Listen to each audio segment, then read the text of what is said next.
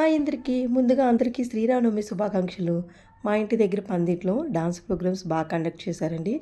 చాలా బాగా చేశారు. మీరు కూడా చూసేయండి ఒకసారి.